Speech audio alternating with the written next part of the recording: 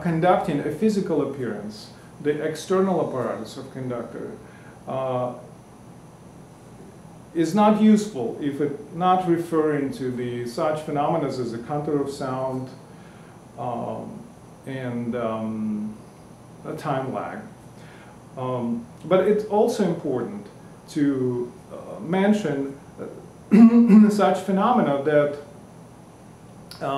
again, speaking of the linguistic terms, as the zone of communication.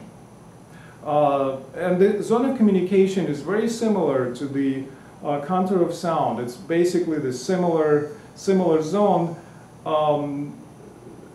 The only difference is that zone of communication could be a little bit different from contour of sound. It could be smaller, contour of sound could be a little bit bigger, or vice versa. It just depends on the character of the music.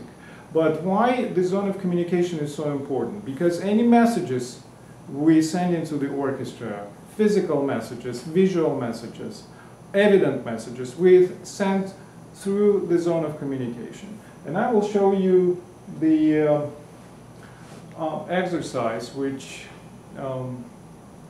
help to locate this zone. You can ask several colleagues or friends to stay in front of you about 3, 4, 5 meters in distance of 3 to 5 meters from you, and watch your arm and follow it, try to follow it, and then you have to analyze what is their reaction. For example, the first position, as it would be considered a primary position for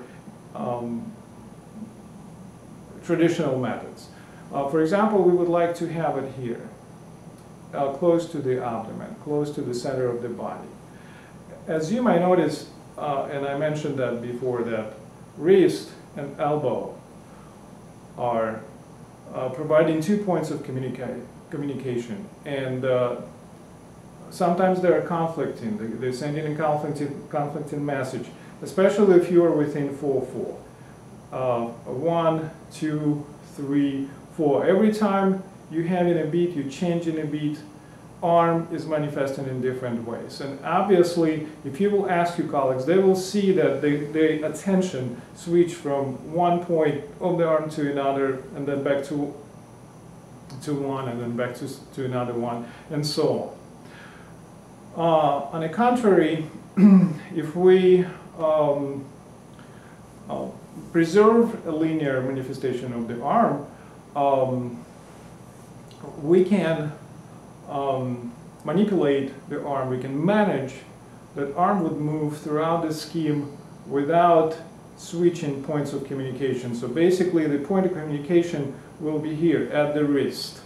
So, and we can follow the wrist easily. Or 1, 2, 3, 1, 2, 3.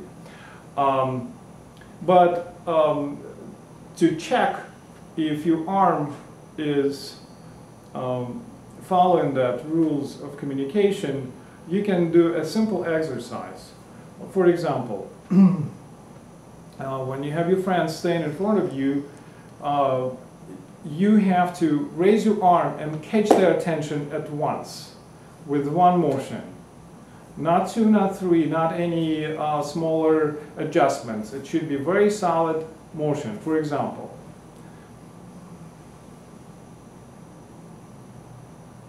so that's the downbeat. Okay. And now compare. I will do this, or I will do this. So in this position there is 2 points of communication. In this position there is also 2, this and this. So we have to, conductors, we have to see, we have to analyze how musicians react on our motions and our actions.